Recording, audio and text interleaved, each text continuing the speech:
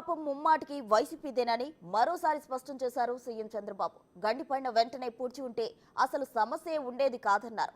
2019కు ముందు బుడమేరు కోసం మొదలుపెట్టిన 5 పనులు ఎందుకు రద్దు చేశారని ప్రశ్నించారు. ఒక రాజకీయ పార్టీకి ఉండాల్సిన లక్షణం ఒక్కటైనా ఉందా మీకు అంటూ మండిపడ్డారు సీఎం చంద్రబాబు.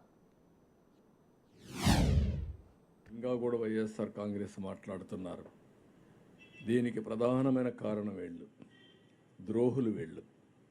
ఆ 3 బ్రీచెస్ గాను ఆ రోజు క్లోజ్ చేసుంటే ఈరోజు ఈ పరిస్థితి వచ్చేదా అని అడుగుతున్నా. సమాధానం చెప్పమంటున్నా పార్టీని. ధైర్యం ఉంటే మీరు సమాధానం చెప్పాలి. ఆ 3 బ్రీచెస్ మీ కాలంలో పోయినాయా లేదా? ఇది మాకు వారసత్వంగా వచ్చిన సమస్య అవునా కాదా?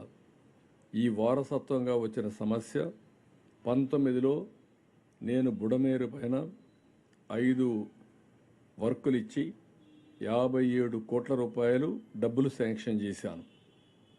ఇవన్నీ కూడా కంప్లీట్ చేయాలని. ఆ 57 కోట్ల రూపాయలు వర్క్స్ క్యాన్సిల్ చేశారు. దీనికి సమాధానం చెప్పమంటున్నా నేను. ఆ రోజు అది ఖర్చు పెట్టుంటే ఈరోజు ఈ సమస్య వచ్చేది కాదు. ఆ గండ్లు పూడ్చుంటే ఈరోజు ఈ సమస్య వచ్చేది కాదు.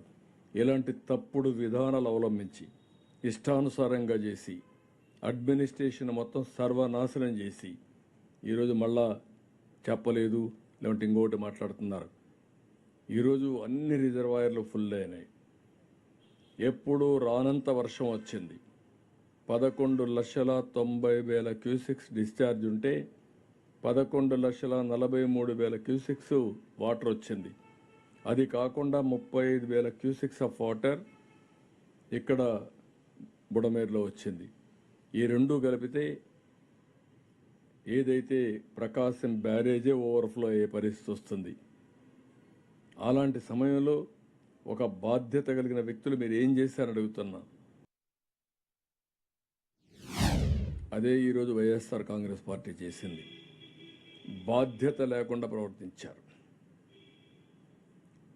బాధ్యతగానే వాళ్ళకు ఉండుంటే వాళ్ళు ఒక భరోసా ఇచ్చి, లేదు మేము కూడా ఉన్నాం, ఈ క్లిష్టమైన సమయంలో మీకు ఇబ్బందుల్లో ఉన్నారు కాబట్టి మేము కూడా మీకు అండగా ఉండి మీకు చేయూతనిస్తాం, గవర్నమెంట్ కూడా సపోర్ట్ చేస్తామని చెప్పుండాలి. కొంతమంది టీవీలు కూడా చూస్తున్నాం, వీళ్ళు కూడా అలాంటి తప్పుడు పనులు చేస్తున్నారు. మంచిది కాదు. మీకు కూడా సమాజ హితం కోసం కోరుతున్నాం. ఈరోజు మేము చేసేది ఒక యజ్ఞమారిగా చేస్తున్నాం. ఎక్కడ ఒక్క చిన్న విషయంలో కూడా తప్పు జరగకూడదనే ఉద్దేశంతో నేను మా ఆఫీసర్ మీద కోపడ్డా, ఫీల్డ్కి పంపించా.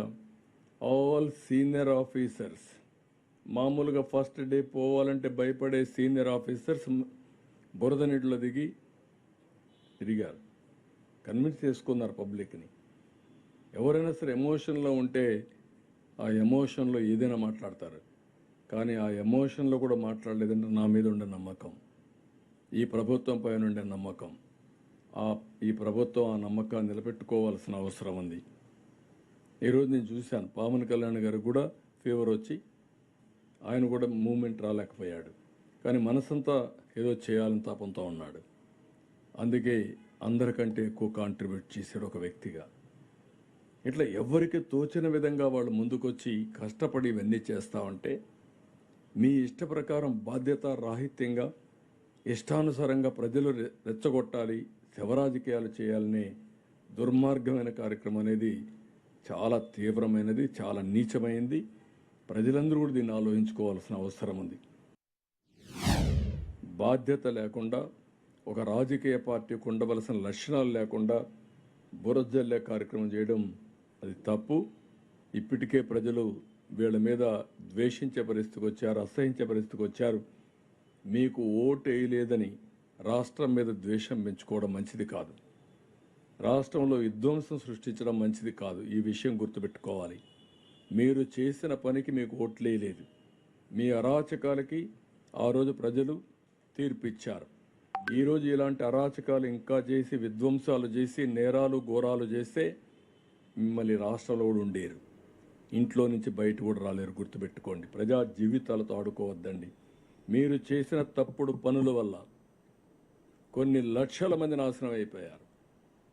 1,40,000 కుటుంబాలు ఈరోజు ఇళ్లలోకి నీళ్ళొచ్చి సర్వస్వాన్ని కోల్పోయారు. ఇంకొక పక్క 2,50,000 మంది, దగ్గర 2 లక్షలు కాదు 6,80,000 మంది, 7 లక్షల మంది ఒక వారం నుంచి ఒక మానసిక క్షోభ అనుభవిస్తున్నారు. ఇంట్లో నుంచి బయట రాలేరు, నీళ్లు లేవు, కరెంటు లేదు, ఇంకొక పక్క అన్ని ఇబ్బందులు, తినడానికి తిండి లేదు, పిల్లలకు మంచినీళ్ళు కూడా ఇవ్వలేకపోతున్నారు. అంటే ఎక్కడే పోతున్నాం ఇవన్నీ? నేను చాలా స్టోరీస్ చెప్పాను.